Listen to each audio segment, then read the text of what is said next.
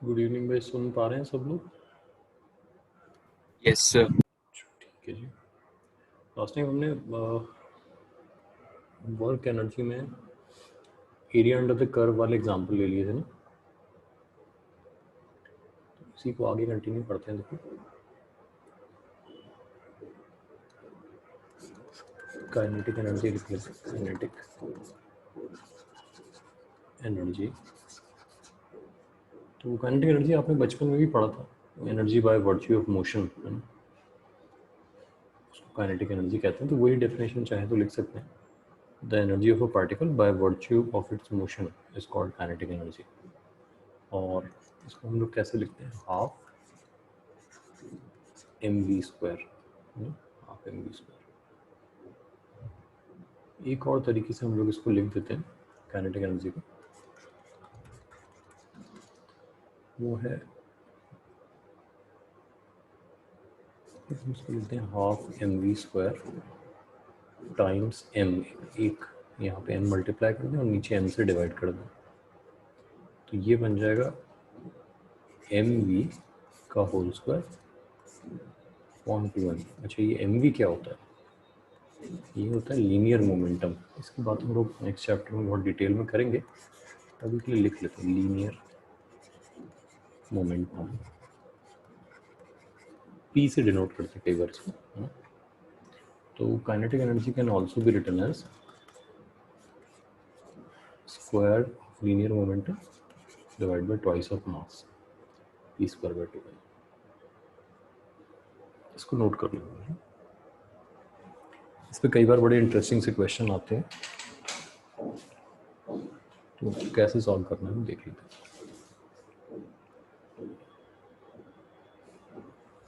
Linear momentum क्या होता है ये हम नेक्स्ट चैप्टर में बहुत डिटेल में डिस्कस करेंगे, बट फिलहाल आप एक चीज़ समझ सकते हो लीनियर मोमेंटम और काइनेटिक एनर्जी के बारे में, कि दोनों ही क्वांटिटीज़ ऐसी हैं जिनमें मास और वेलोसिटी का कंबाइंड इफेक्ट हमें दिखाई देता है।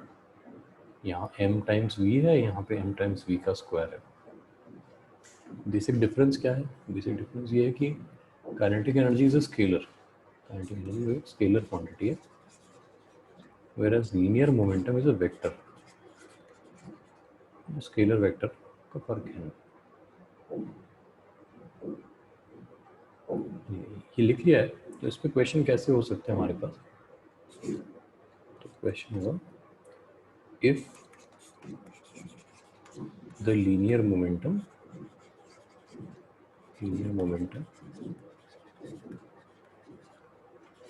ऑफ ए पार्टिकल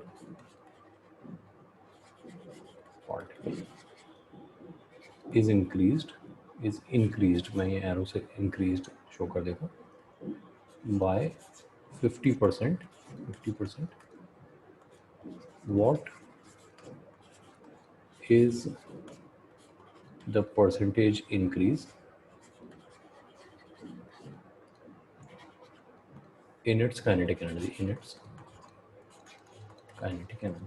ये पर सॉल्व करके देखो। इसको फॉर्मूला आपके सामने, kinetic energy is p square by 2 है। So if linear momentum is increase by 50%, what is the percentage increase in kinetic energy?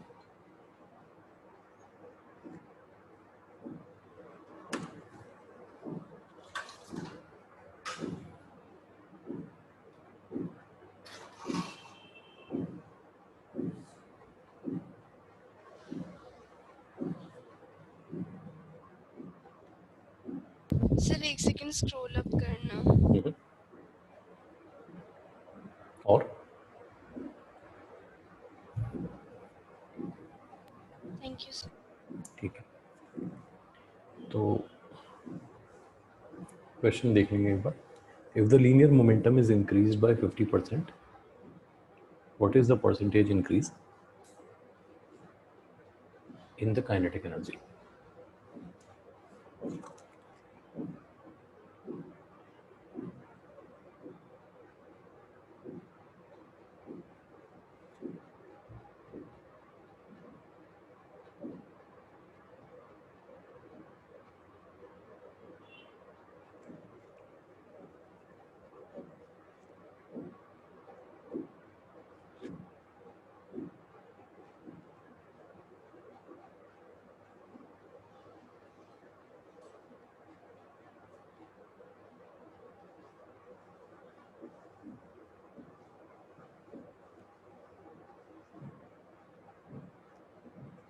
कोई आंसर किसी का?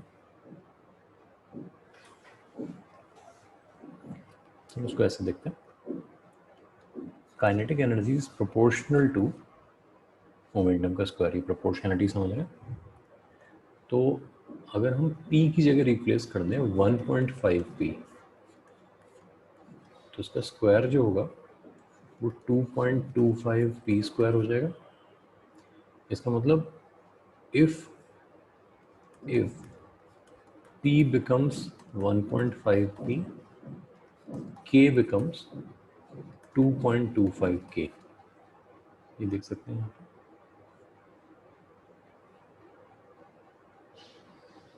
अच्छा, 2.25 होने का मतलब परसेंटेज चेंज कितना हुआ? परसेंटेज चेंज तो ये हो गया 2.25 माइनस 1 अपॉन 1 इंटू 100, है ना?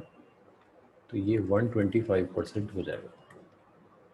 एक बार अच्छे से देख लो इसको कि प्रोपोर्शनलिटी स्क्वायर की है, तो 50% का मतलब हुआ p बिकम्स 1.5 p। ये बहुत इंपॉर्टेंट बात है, इसको समझो। 50% का मतलब ये हुआ।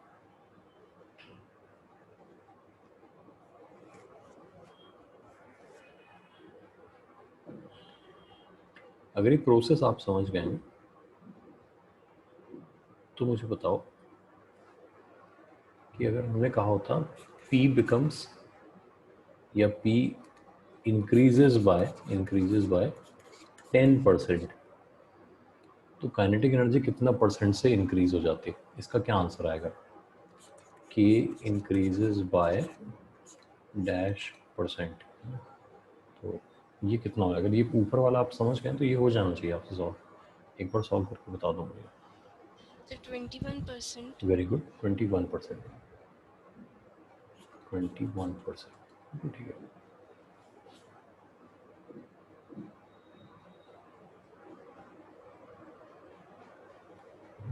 जस्ट टू मेक श्योर कि आप समझ गए हो, इफ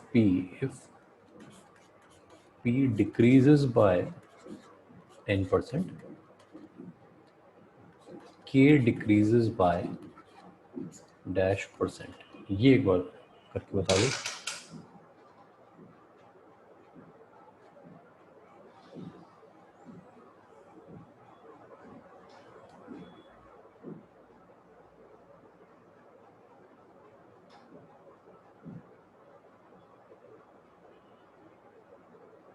नाइनटीन 19%, वेरी गुड, 19%, बिल्कुल ठीक है। कोई अगर नहीं फॉलो करे इस बात को तो पूछ लेना।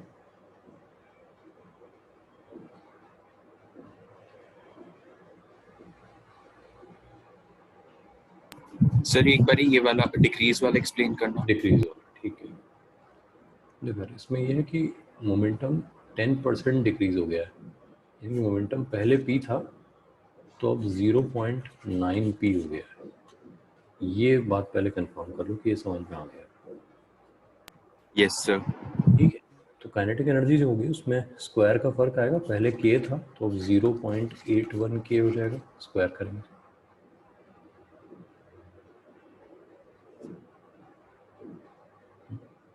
चेंज कितना है? चेंज 1 माइनस 0.81 ओवर 1 इंटू 100,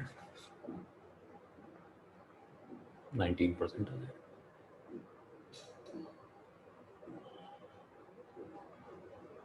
समझ गए? Yes sir. समझ गए? तो ये बता दो कि अगर मान लो इफ p डिक्रीजेस बाय 30%, तो k डिक्रीजेस बाय कितना परसेंट? ये बता दो। 51 कितना? 51 51%, ठीक है, 51%।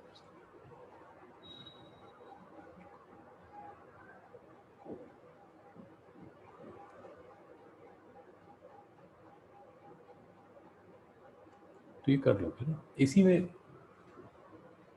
एक मेथड है, यहाँ पे लिख लो।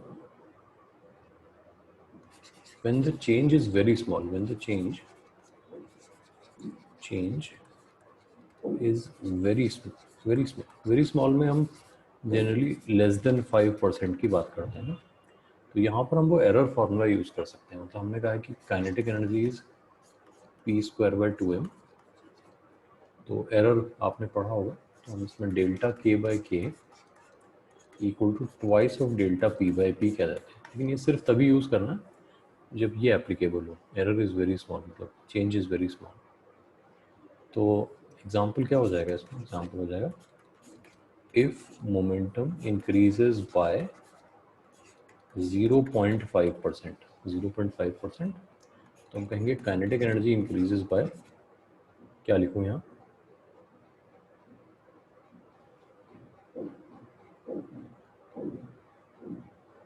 वन परसेंट, ट्वाइस हो जाएगा यहाँ पे, जितना ये है उसका ट्वाइस करना है, तो 0.5% से डबल कर दो आप, 1% हो जाएगा। ये सिर्फ तब करना है जो बहुत ही छोटा सा चेंज हो, लेस देन 5% चेंज है तो आप कर सकते हो ऐसा।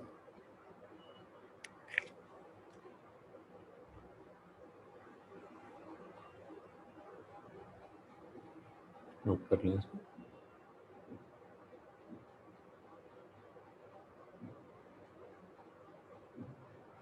काइनेटिक एनर्जी के बारे में अपनी बात समझ ली। कभी कभी हमसे एक क्वेश्चन पूछा जा सकता है,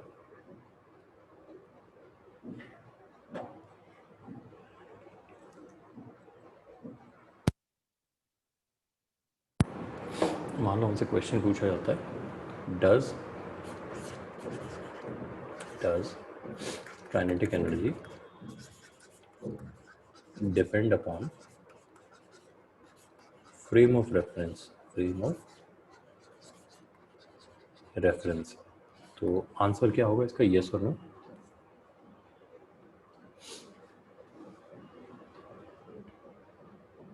नो सर। अच्छा, आंसर है यस।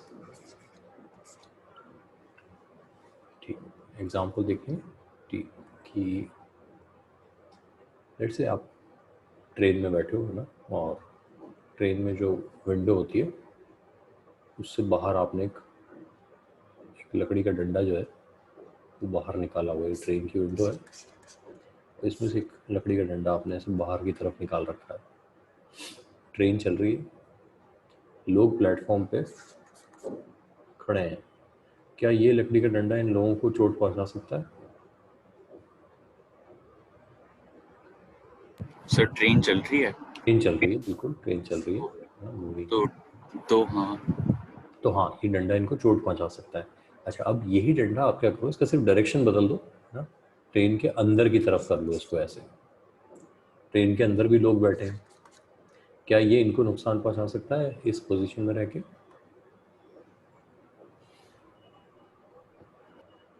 No sir. नो। तो ऑब्जेक्ट सेम है दोनों केस में। देखो आप, एब्सोल्यूट मोशन सेम है लेकिन रिलेटिव मोशन का फर्क है। इस पर्सन के रिस्पेक्ट में ये चलते हुए आ रहा है, और जो इनसाइड द ट्रेन है उसके रिस्पेक्ट में रेस्ट पे है ना। तो जिस फ्रेम ऑफ रेफरेंस में देखेंगे उसमें काइनेटिक एनर्जी अलग लगेगी। तो इसके फ्रेम ऑफ रेफरेंस में इसके पास काइनेटिक एनर्जी है, इसके फ्रेम ऑफ रेफरेंस में इसके पास काइनेटिक एनर्जी नहीं है ना, बाकी सब कुछ सेम है। तो yes, kinetic energy does depend upon frame of reference. तो आई होप की बात क्लियर हो गई होगी आपको। ठीक है, अब बात करते हैं पोटेंशियल एनर्जी। पोटेंशियल एनर्जी पहले जनरल डिस्कशन कर लेते हैं, पोटेंशियल एनर्जी क्या होती है। तो इसके लिए सबसे पहले हमें एक कॉन्सेप्ट समझना पड़ेगा, conservative and non conservative forces का। नॉन कंजर्वेटिव फोर्सेस क्या होती हैं लिख लेते हैं एक बार। पहले कंजर्वेटिव फोर्सेस के बारे में लिखेंगे।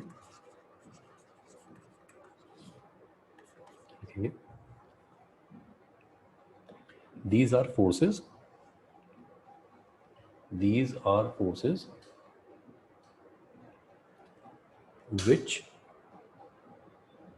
which do not dissipate any energy.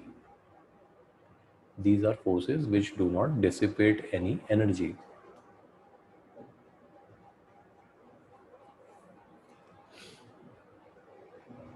these are forces which do not dissipate any energy. Full stop के बाद लिखेंगे the work done by these forces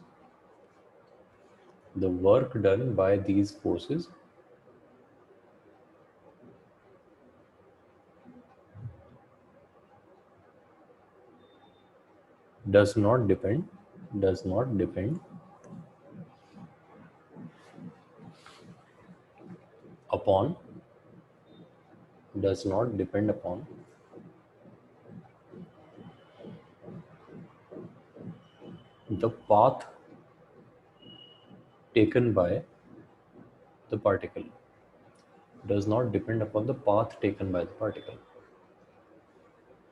bracket में पाथ इंडिपेंडेंट लिख देना है. जो वर्क होता है वो कैसा होता है? पाथ इंडिपेंडेंट होता है.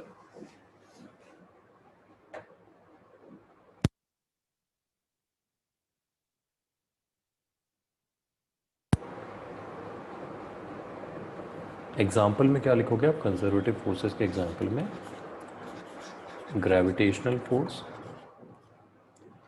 Electrostatic force, spring force etcetera. ठीक है ना? और भी एग्जाम्पल हो सकते हैं हमारे पास. नॉन कंजर्वेटिव फोर्सेस कैसी होती हैं? तो लिखेंगे दीज फोर्सेस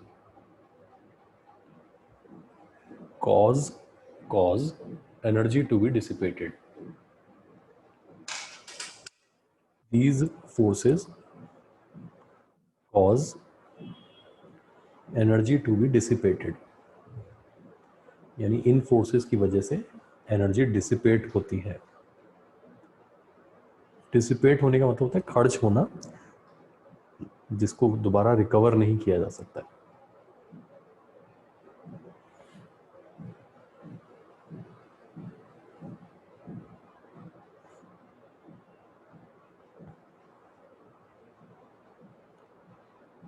फुल स्टॉप के बाद लिखेंगे the work done bye these forces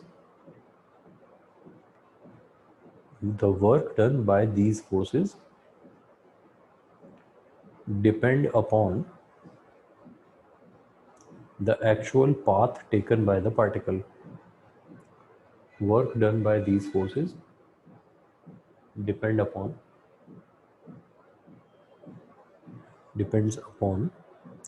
the actual path taken by the particle.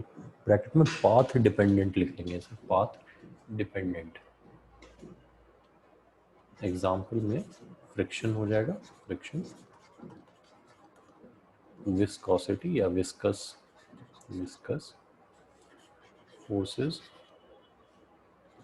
Air resistance, वैसे वो विस्कोसिटी होती है, एटसेट्रा. ये सब डिसिपेटिव फोर्सेस के एग्जाम्पल हो जाएंगे. तो पोटेंशियल एनर्जी का इनमें से किससे लेना देना है वो समझते हैं. ये आई होप कि नोट कर लिया आपने. तो अब हम बात करते हैं potential energy.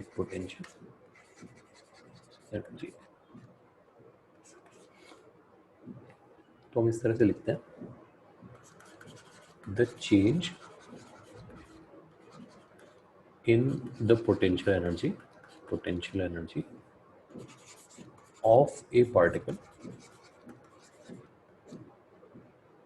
is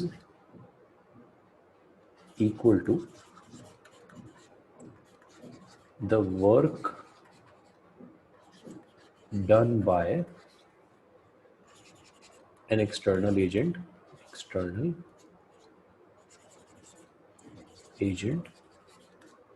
in displacing it यानी द पार्टिकल. यहाँ पे वेरी स्लोली लिख लेना है. क्यों है ये मैं अलग से एक्सप्लेन कर रहा हूँ आपको. Displacing it very slowly against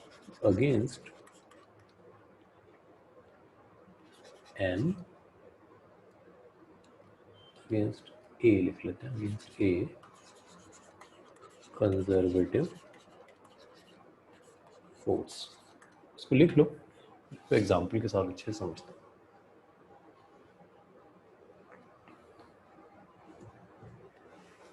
पहले तो एक बेसिक आइडिया जो है वो आप ले लो।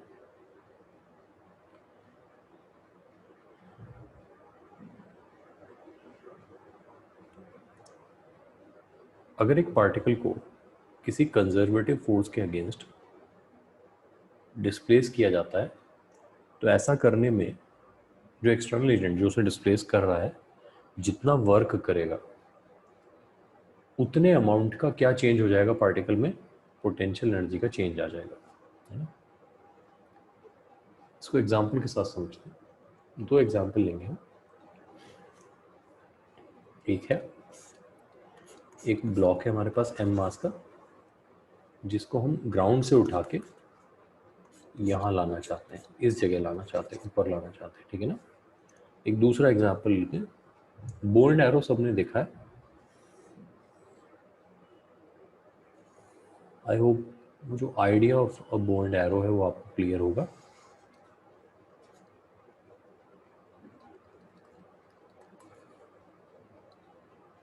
ठीक है ना। आप वो जो एरो होता है उसको ये जो स्ट्रिंग होती है इसके साथ लगा के और पीछे की तरफ पुल करते हैं ना, तो कुछ ऐसी सिचुएशन बन जाती है जो मैंने यहाँ फिगर में ड्रॉ की हुई है। दोनों केसेस में अपने आप से ये पूछते हैं कि इस ब्लॉक को यहाँ से यहाँ लाने में किसके अगेंस्ट वर्क किया गया, किसके अगेंस्ट वर्क हुआ।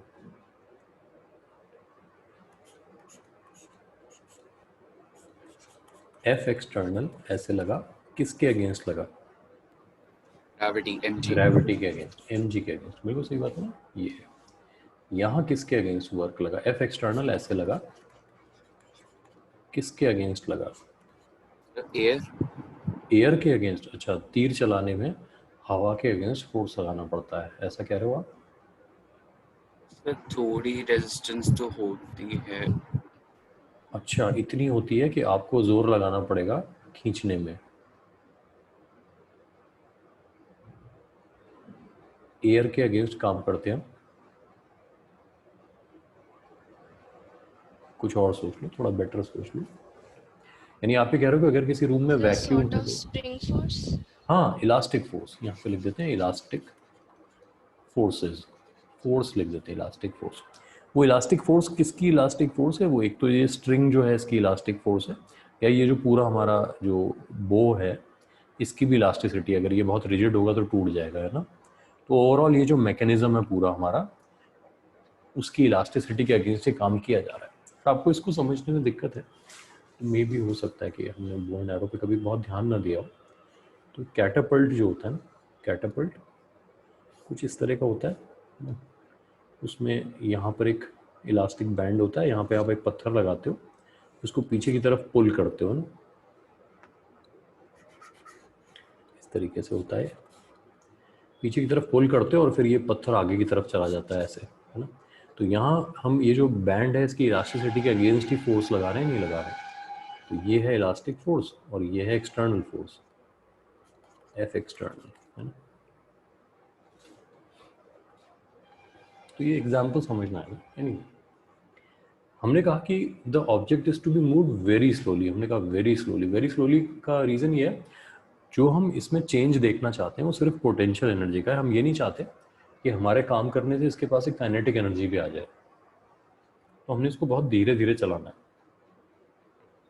तो ये इंश्योर करने के लिए हमने कहा कि एफ एक्सटर्नल किसके बराबर होना चाहिए, एफ एक्सटर्नल किसके बराबर होना चाहिए।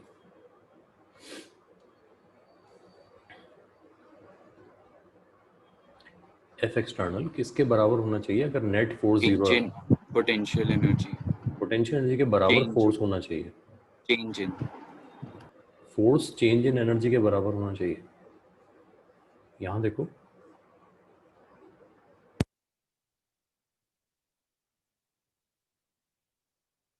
देखो यहां देखो क्या हो रहा है, फोर्स किसके अगेंस्ट लग रहा है, mg के अगेंस्ट। यहाँ पे फोर्स इलास्टिक फोर्स के अगेंस्ट लग रहा है। तो इन जनरल हम कह सकते हैं एफ एक्सटर्नल कंजर्वेटिव फोर्स के अगेंस्ट लगना चाहिए। माइनस साइन क्या इंडिकेट कर रहा है, बराबर है, बस ये डायरेक्शन में उसका ऑपोजिट है। F external is negative of F conservative, F external is negative of F conservative. इसको समझ में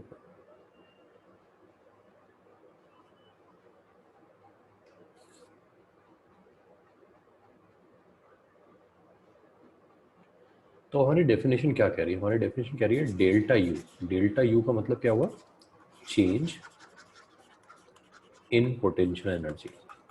ये किसके बराबर है, ये बराबर है work done by external force के बराबर है, जिसको हम ऐसे लिख सकते हैं integral of F external dot D R, ऐसे लिख सकते हैं। कहाँ से कहाँ तक, आर इनिशियल से आर फाइनल तक। नोट कर लो इसको, integral of F external dot D R, R initial से आर फाइनल।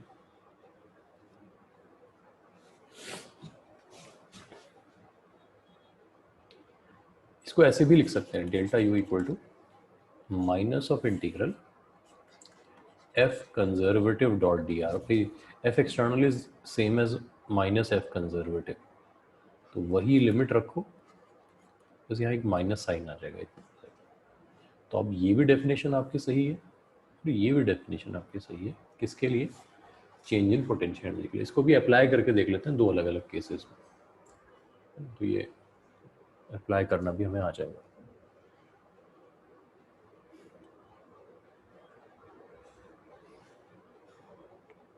देखते हैं, देखो तो ग्रेविटेशनल पोटेंशियल एनर्जी का एग्जांपल लेते हैं। ग्रेविटेशनल पोटेंशियल एनर्जी, ठीक है ना। तो लेट से हमने कहा कि हमारा पार्टिकल जो है वो पहले हाइट h1 पे था और हम उसको उठा के कहाँ ले गए, हाइट h2 पे ले गए। ध्यान देना हमने हाइट कहाँ से मेजर की। तो हमारा डेल्टा यू कितना हुआ, तो बोलो क्या लिखूँ मैं यहाँ पे,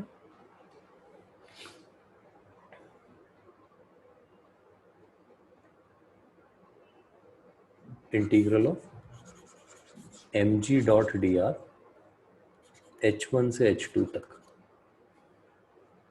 ठीक है, एम जी। अच्छा, ये एम जी मैंने ग्रेविटेशनल फोर्स लिखी है, एक्सटर्नल फोर्स, ये सोच समझ के मुझे एक बार बता दो कि मैंने एक्सटर्नल फोर्स को एम जी लिखा है या ग्रेविटेशनल फोर्स को एम जी लिखा है।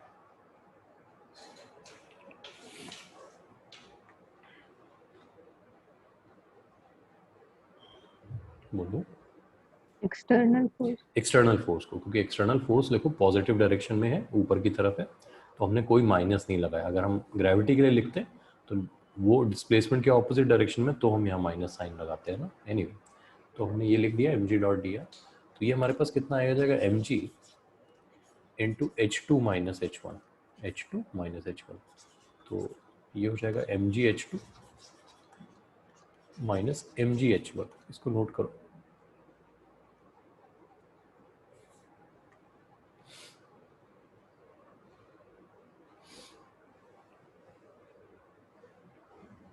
तो ये चेंज वाली बात समझ में आ रही है सबको।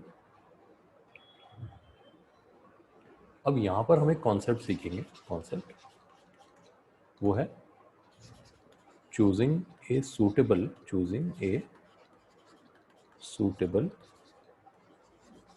Reference point. रेफरेंस पॉइंट क्या होता है, एक ऐसा लेवल या पॉइंट जहाँ पे हम पोटेंशियल एनर्जी को जीरो कह सकते हैं, है ना। तो रेफरेंस पॉइंट किसी भी पोटेंशियल एनर्जी सिस्टम में एक बहुत ही इंपॉर्टेंट पॉइंट होता है, जहाँ हम पोटेंशियल एनर्जी या पोटेंशियल को क्या डिफाइन करते हैं, जीरो डिफाइन करते हैं। तो ग्रेविटी में अभी देखो हमने H2 माइनस H1 लिया है, तो ऑब्वियसली ये हमारा रेफरेंस लेवल है, रेफरेंस, ये रेफरेंस है। अभी आप सेम एग्जांपल में देखो, अगर मैं ऑब्जेक्ट को यहाँ से उठा के यहाँ ले जा रहा हूँ और मैं कह दूँ ये मेरा रेफरेंस लेवल है, रेफरेंस लेवल ये है, तो मेरा डेल्टा यू का फॉर्मूला क्या बन जाएगा, एम जी, यहाँ से देखो h लिख देता हूँ मैं, h mgh माइनस 0 ये बन जाएगा, क्योंकि रेफरेंस लेवल तो यही ले लिया मैंने।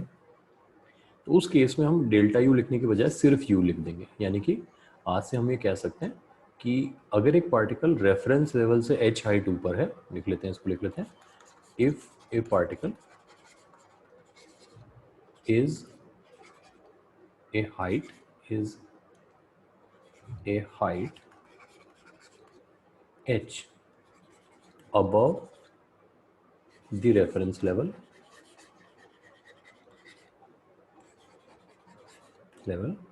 its gravitational potential energy, पूरा लिखना, gravitational potential energy is given by u equal to mgh, है ना।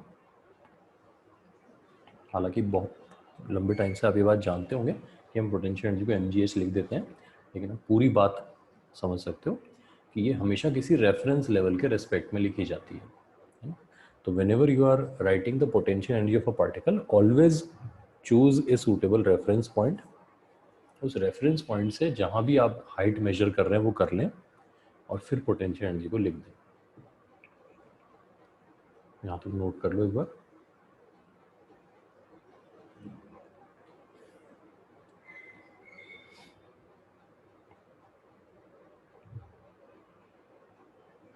कर लिया, नोट कर लिया?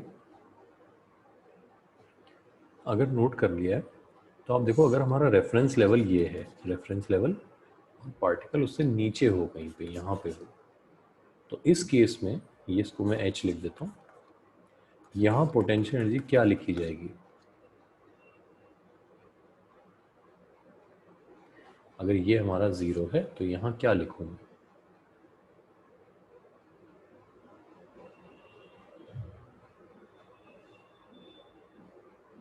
चलो माइनस mgh लिखना होगा। ये देखो कि यहाँ पे आप लिखेंगे माइनस mgh। तो सीखने वाली बात क्या हुई इसमें कि ग्रेविटेशनल पोटेंशियल एनर्जी लिखते वक्त रेफरेंस लेवल से ऊपर अगर लिख रहे हैं तो पॉजिटिव लिखेंगे, रेफरेंस लेवल से नीचे लिख रहे हैं तो नेगेटिव लिखेंगे।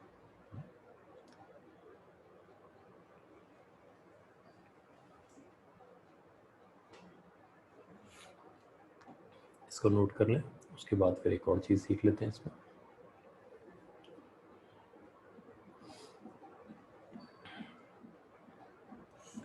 लेट्स से आपने रेफरेंस लेवल लिया किसी पॉइंट ए को, फिर यहाँ एक पॉइंट लिया बी और यहाँ एक पॉइंट ले लिया आपने सी।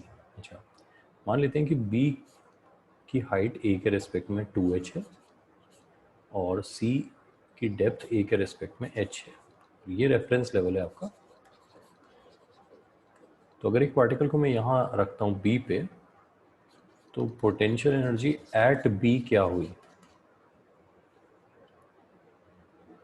पोटेंशियल एनर्जी एट बी क्या लिखेंगे? इसको 2 mgh कह देते हैं। पोटेंशियल एनर्जी एट ए क्या हुई? तो वो रेफरेंस है तो उसको 0 कह देते हैं। और पोटेंशियल एनर्जी एट सी क्या हुई? तो आई होप कि आप समझ रहे होंगे, माइनस mgh कह देते हैं इसको। ठीक है, इसको नोट कर लो एक बार।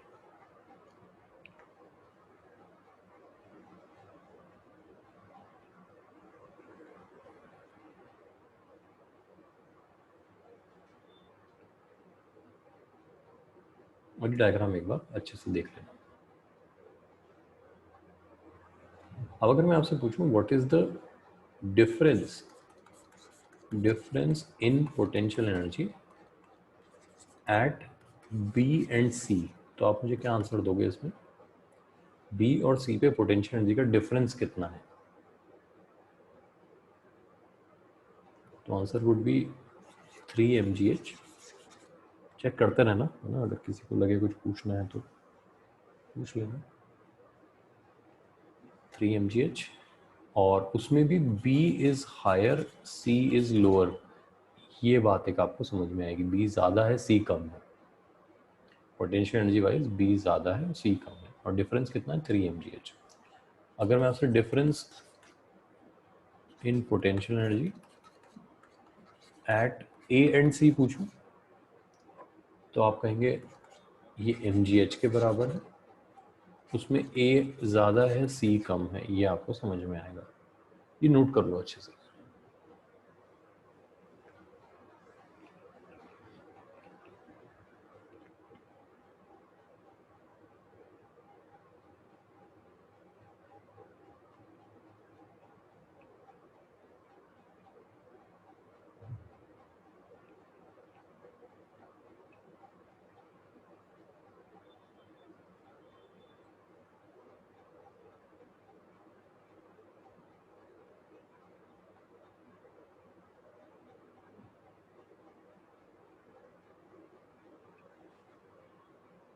ठीक है, तो ये लिखने के बाद ये डायग्राम आपने बनाया होगा, इसी डायग्राम को दोबारा बना लेते हैं एक बार। यहाँ बी लिखते हैं, यहाँ ए लिखते हैं और यहाँ सी लिख देते हैं। लेकिन इस बार हम रेफरेंस सी को ले लेते हैं। इस बार सी हमारा रेफरेंस है, तो ये अभी भी एच है, ये अभी भी 2h है। तो अगर मैं आपसे पूछूं पोटेंशियल एनर्जी एट बी अब क्या है, पोटेंशियल एनर्जी एट बी, तो आप इस रेफरेंस से देखें तो टोटल हाइट 3h है, तो आप कहेंगे 3mgh। पोटेंशियल एनर्जी एट ए क्या है, तो आप कहेंगे mgh पॉजिटिव। और पोटेंशियल एनर्जी एट सी क्या है, तो आप कहेंगे 0। कंफर्म कर लो।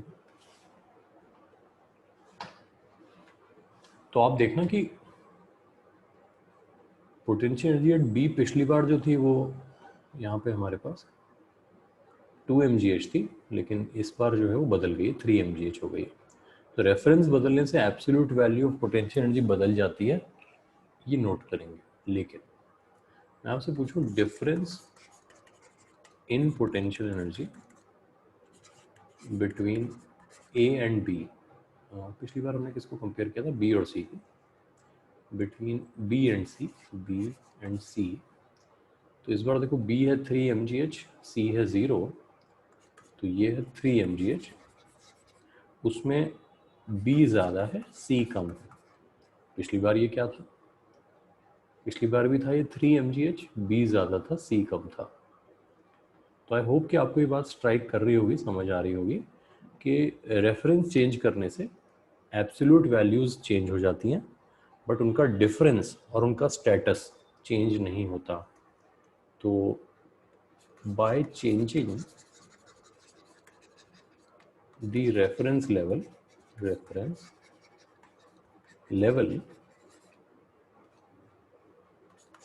absolute values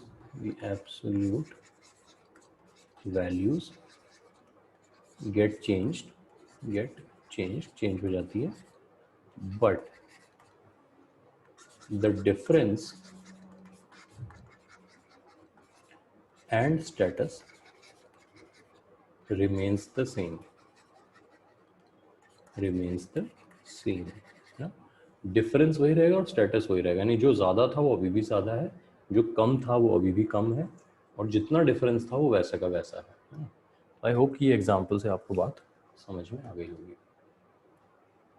मैं समराइज कर देता हूँ इस पॉइंट को, पूरे को, डिस्कशन को, कि जब भी आप ग्रेविटेशनल पोटेंशियल एनर्जी लिखना चाह रहे हैं,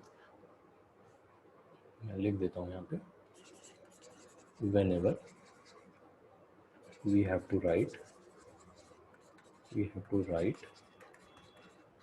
the gravitational potential energy, always choose a suitable reference level, और फिर उस रेफरेंस लेवल के रिस्पेक्ट में जो हाइट होगी, वर्टिकल डिस्प्लेसमेंट की बात कर रहे हैं, वो लिखने के बाद ही पोटेंशियल एनर्जी लिखेंगे। ये मैं आपको एक एग्जांपल से क्लियर कर देता हूँ। एक पार्टिकल इस तरह से यहाँ से स्लाइड करता है, पॉइंट ए कह देते हैं, होते होते बी पे आता है, यहाँ बी लिख देते हैं, ग्राउंड पे बी है, फिर सी होते हुए डी पे चला जाता है, और ये एक सर्कुलर ट्रैक है जिसका रेडियस r दिया हुआ है।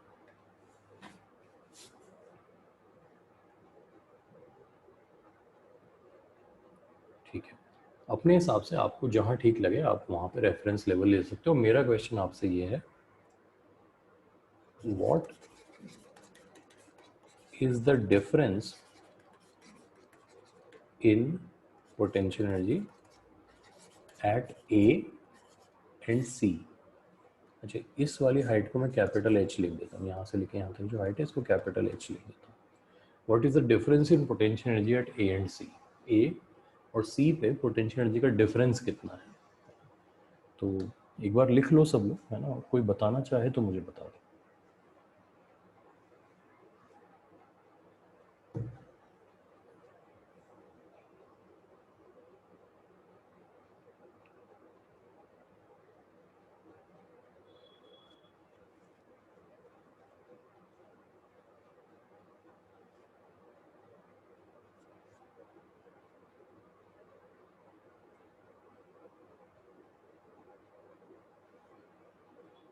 इसमें आपके पास चॉइसेस हैं, आप जहाँ चाहे रेफरेंस लेवल ले सकते हो।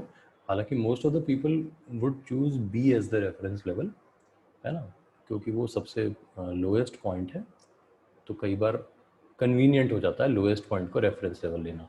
ऑल्दो ये ज़रूरी बिल्कुल भी नहीं है, लेकिन ले सकते हैं। तो एक आंसर आया, बिल्कुल ठीक आया, है ना, सात्विक का आंसर एकदम ठीक है। तो आंसर है इसका MGH माइनस MGR। अब यहाँ पे एक बार देखना, जिस तरह से आपने आंसर लिखा है देख के ऐसा लगता है कि आपने B को रेफरेंस लिया, तो आपने कहा A पे पोटेंशियल एनर्जी है MGH और C पे पोटेंशियल एनर्जी है MGR, which is very good, आपने B को रेफरेंस ले लिया।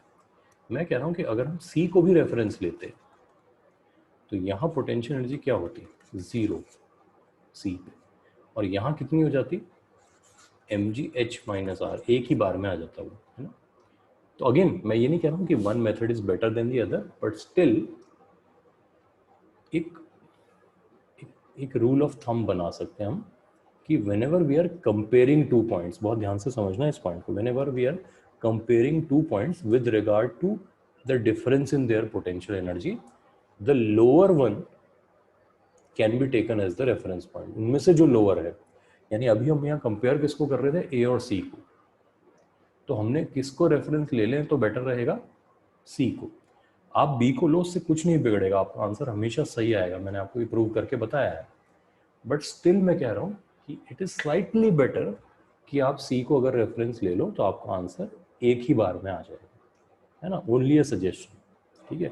वो आप प्रैक्टिस करोगे तो धीरे धीरे खुद इस बात को समझना शुरू कर दोगे कि ये कन्वीनियंट है। तो फिर से मैं रिपीट कर देता हूँ, मेरा सजेशन आपको क्या है कि whenever we are comparing 2 points with regard to their potential energy, it is better or it is advisable to take the lower one out of the two जिनको compare कर रहे हैं, to take the lower one as the reference level.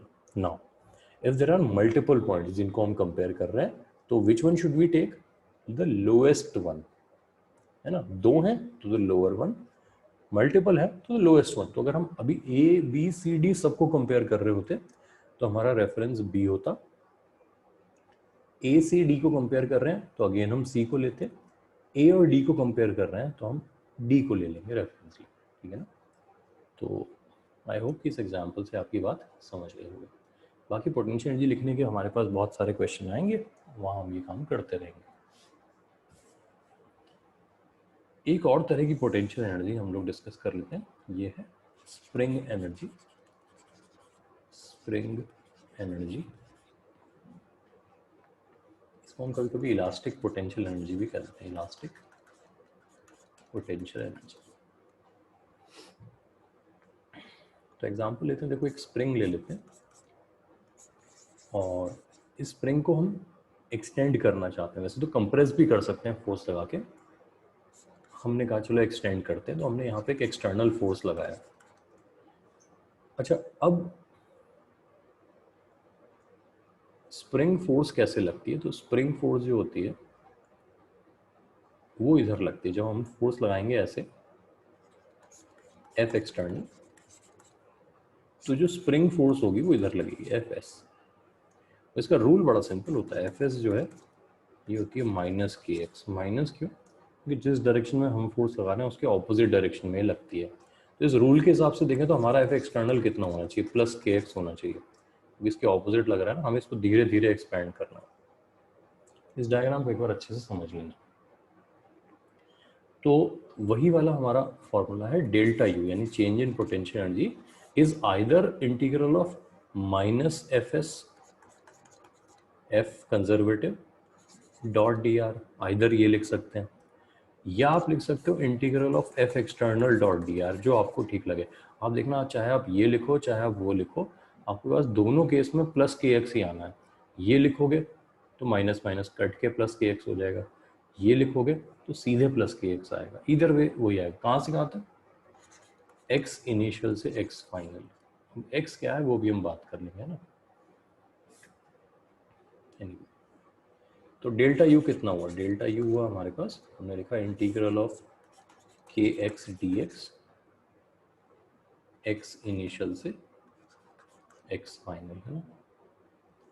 तो ये बन गया हमारा के बाई टू एक्स फाइनल का स्क्वायर माइनस एक्स इनिशियल का स्क्वायर, फिर डेल्टा यू लिख दो। यहाँ पे एक्स क्या है? X is called deformation in the spring, deformation in the spring. Deformation कैसे मेजर करते हैं, कुछ बातें उसके बारे में भी हम लोग कर लेंगे, है ना। तो अगर एक स्प्रिंग में पहले डिफॉर्मेशन था x1 या x इनिशियल, और हमारे खींचने से वो हो गया x फाइनल तक चला गया, तो ऐसे में स्प्रिंग की एनर्जी कितने अमाउंट से चेंज हुई, उसका फॉर्मूला ये लिखा हुआ है, k by two x final का स्क्वायर माइनस एक्स इनिशियल का स्क्वायर। नोट कर लो एक बार इसको।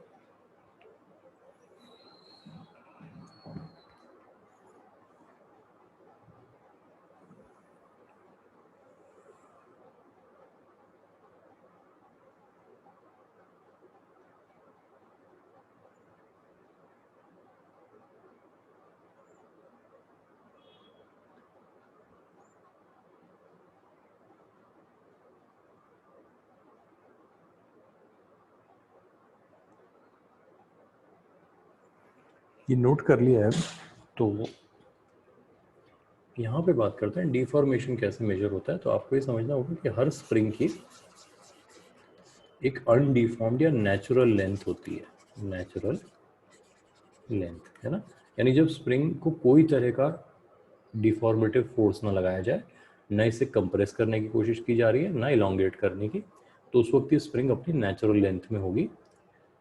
अब अगर ये स्प्रिंग अपनी नेचुरल लेंथ से चेंज होकर किसी लेंथ की हो जाती है, तो अब आप देखो कि ये जो अमाउंट आया आपके पास, इसको x कह रहे हैं। This change is called x, deformation, है ना। तो every spring has a natural length and the change from its natural length, उस अमाउंट को हम क्या कहते हैं? डिफॉर्मेशन कहते हैं। तो ये बात एक क्लियर कर लेंगे। तो अगर कोई बोले कि if x initial is taken as zero, is taken as zero, तो उस केस में हमारी पोटेंशियल एनर्जी डेल्टा यू की जगह सिर्फ u बन जाएगी और फॉर्मूला हाफ के एक्स स्क्वायर हो जाएगा। तो ये बहुत इंपॉर्टेंट बात है, ध्यान रखना कि ये तभी है जब हमारा x इनिशियल कितना हो? जीरो हो। Potential energy of a spring half के एक्स स्क्वायर है, जहाँ पे x हम कहाँ से मेजर कर रहे हैं? नेचुरल लेंथ से मेजर करना है ना। तो u इक्वल टू हाफ के एक्स स्क्वायर।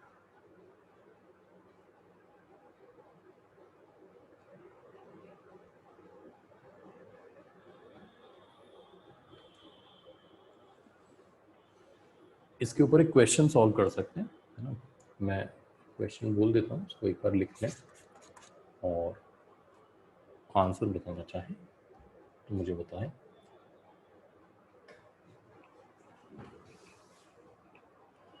लिखो, the change in potential energy of a spring, the change in the potential energy of a spring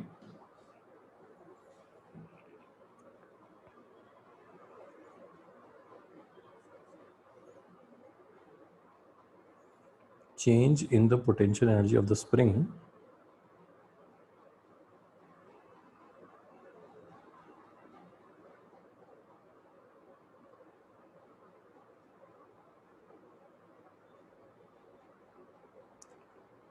when its length changes by 1 millimeter, when its length changes by 1 millimeter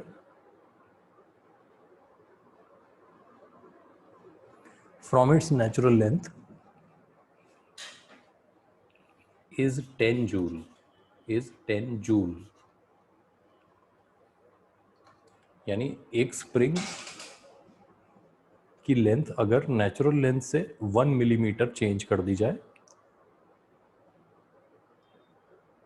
तो उसकी energy में कितना change आता है? 10 joule का change आता है.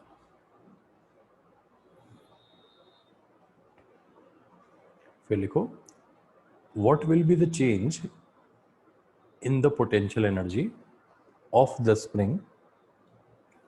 What will be the change in the potential energy of the spring? What will be the change in the potential energy of the spring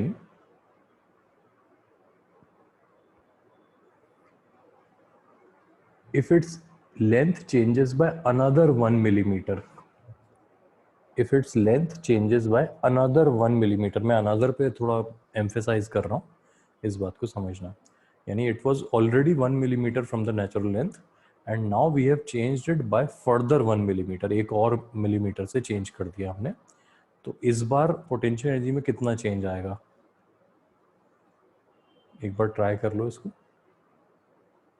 फिर सॉल्व कर लेते हैं. फिर इसमें जो ट्रिक है वो समझ जाएंगे हम लोग, है ना.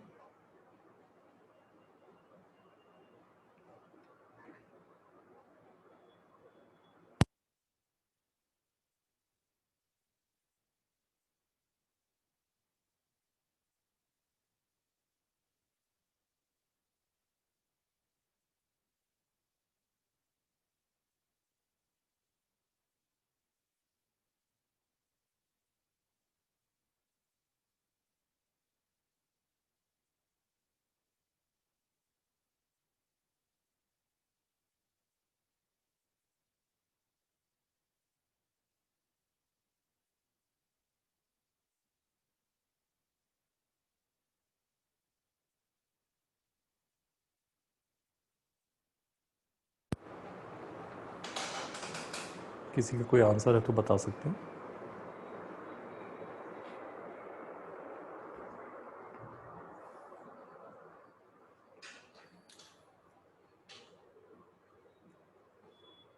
कोई नहीं, तो ऐसे देख लेते हैं. देखो जब हम 0 से 1 कर रहे हैं तो हमारे पास एनर्जी जो है वो 0 से हाफ के 1 का स्क्वायर हो जा रही है. नेक्स्ट टाइम हम 1 से 2 कर रहे हैं, है ना. लेकिन हम क्या करते हैं, पहले कर लेते हैं 0 से 2 करें तो क्या होगा, वो ज़्यादा कन्वीनियंट हो जाएगा. तो हाफ के 2 का स्क्वायर हो जाएगी एनर्जी, है ना. पहले एनर्जी है हाफ के 1 का स्क्वायर, अब एनर्जी हो गई हाफ के 2 का स्क्वायर. इसको मैं कह देता हूँ यू इनिशियल, इसको मैं कह देता हूँ यू फाइनल, है ना. तो इसको समझना, क्या आपको ये बात समझ में आ रही है कि you final is 4 times you initial. क्यों?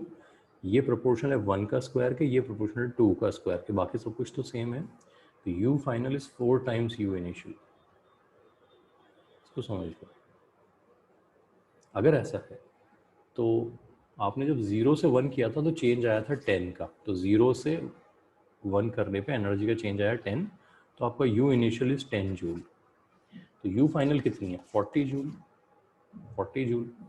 तो 10 से 40 जाने में चेंज कितना आया? तो change is 40 minus 10, that is 30 joule. एक बार इस पूरे लॉजिक को अच्छे से समझ लो.